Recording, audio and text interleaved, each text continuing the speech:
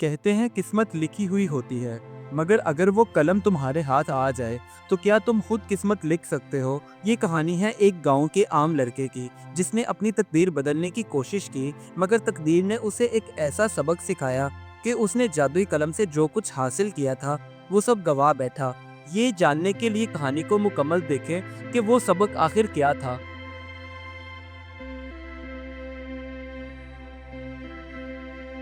चमनपुर गांव में सुबह का वक्त था और वहां के रहने वाले लोग अपनी सादा सी जिंदगी से खुश थे। उन्हीं में एक लड़का सलीम, जो गरीब जरूर था मगर दिल का साफ और ख्वाबों से भरा हुआ था।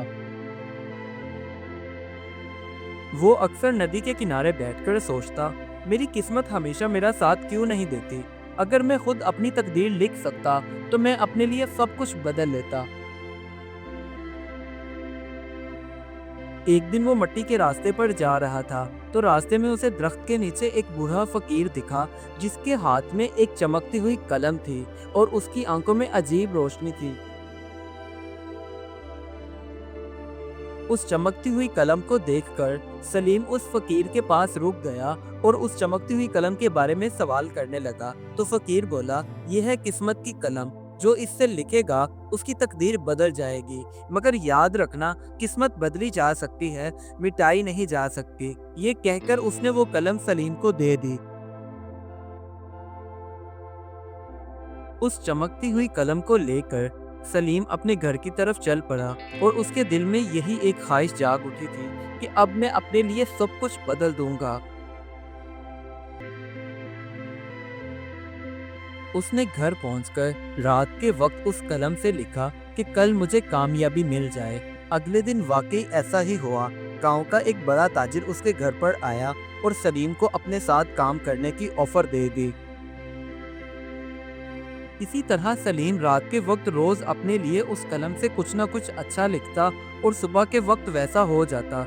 गुजरते दिनों के साथ साथ सलीम के हालात बदलने लगे तो गांव वाले भी देखकर हैरान थे कि इसके हाथ कौन सा कानून का खजाना आ गया है।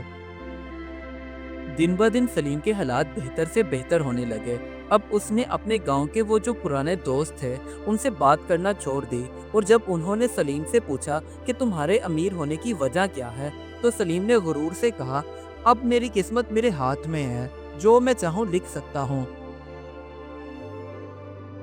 इसी तरह शाम के वक्त एक दिन वही फकीर सलीम के पास दोबारा आया और कहने लगा, बेटा मेरी बात एक हमेशा याद रखना, किस्मत की लकीर को मिटाने की कभी कोशिश मत करना। अगर तुमने ऐसा किया तो सब कुछ खो बैठोगे। सलीम उस फकीर की बात सुनकर हंसी उड़ाते हुए कहने लगा, मैं अब किसी की नहीं सुनता, मैं अपनी किस्मत खुद लिख सकता हूँ, इसलिए मुझे भाषण देना बंद करो। बस फिर उसी रात सलीम ने अपने बारे में कुछ लिखा और बाद में उसे मिटाने लगा कि ऐसे नहीं, ऐसे लिखना चाहिए था। जैसे ही उसने पहला लफ्ज काटा, बाहर आसमान गरजने लगा, कलम से रोशनी निकलने लगी।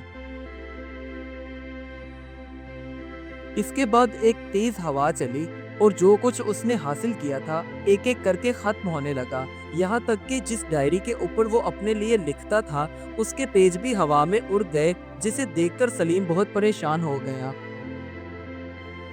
इसके बाद वो फकीर जिसने सलीम को वो जादुई कलम दिया था वो उसके सामने आ गया और कहने लगा, बेटा किस्मत खुदा की अमानत है, जो उसे बदलने की कोशिश करता है अपनी जिंदगी खो देता है, और तुमने भी कुछ ऐसा ही करने की कोशिश की है। अब सलीम जमीन पर गिर गया, उसकी आंखों से आंसू बहने लगे। सब खत्म हो गया, उसकी कामयाबी, उसकी खुशियां, हत्ता के सुकून भी, क्योंकि वो जादुई कलम हवा में तहलील हो गई थी।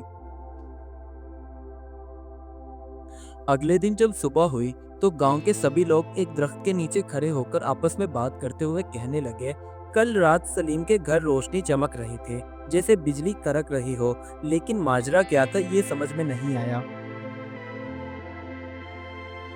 बस फिर सलीम को अपनी गलती का एहसास हुआ और उसने तौबा की और अल्लाह ताला से दुआ करते हुए कहने लगा, या अल्लाह मुझे माफ़ कर दे, मैं अपनी किस्मत नहीं अब अपनी कोशिश बदलूंगा। इसके बाद वो हर दिन सच्चाई और मेहनत से जीने लगा।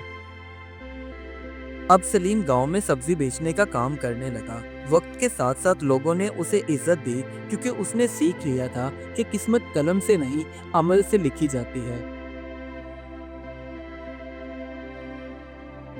और वो फकीर कोई ना जान सका कहाँ से आया था और कहाँ गया। शायद वो खुद किस्मत था, जो इंसान को उसका रास्ता दिखाने के लिए आया था। इस कहानी से हमें ये सबक मिलता है, किस्मत वो नहीं जो लिखी जाती है, बल्कि वो है जो हम अपनी नीयत, सब्र और मेहनत से बनाते हैं। Do like my videos and don't forget to subscribe my YouTube channel. Also press the bell icon.